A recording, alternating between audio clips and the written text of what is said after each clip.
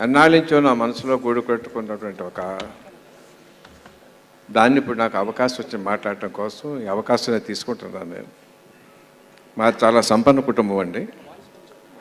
నా క్లాస్మేట్ పేరు దుద్దే John Frederick Sundar Rao.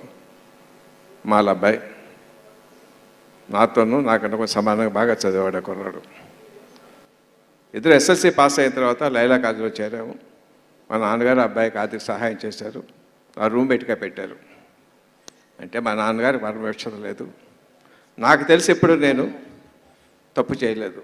కానీ నా తాతలు ముత్తాతలు వాళ్ళు నోటితో చెప్పలేటువంటి భయంకరమైన ఘోరాలు చేశారు పరమవిచ్చతతో. నోటితో కూడా అది తలుచుకున్నప్పుడు నా మనసు సిగ్గుతోటి అవమానంతో కుంగిపోతూ ఉంటుంది. ఇన్ని తప్పులు చేశారా ఆ వంశంలో పుట్టేనా? But I own it. అయ్యే జీన్స్ నాకు ఉన్నాయి. వాళ్ళ ఆస్తులు నేను అనుభవిస్తున్నాను. ఆ పాపంలో కూడా నేను భాగస్వామిని. సో దాని గురించి మీ అందరి ముందు తల వంచి వినయంగా నమస్కరిస్తున్నాను. క్షమించండి, క్షమించండి, క్షమించండి, క్షమించండి, క్షమించండి, క్షమించండి. Thank you.